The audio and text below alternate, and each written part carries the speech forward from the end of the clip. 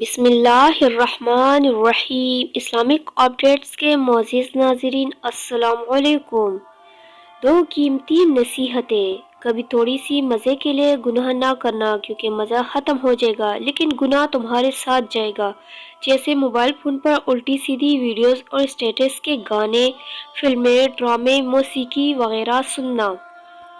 کبھی تھوڑی سی مشقت کے خوف سے نیک عمل نہ ترک کرنا، کیونکہ مشقت ختم ہو جائے گی لیکن نیک عمل تمہارے ساتھ جائے گا۔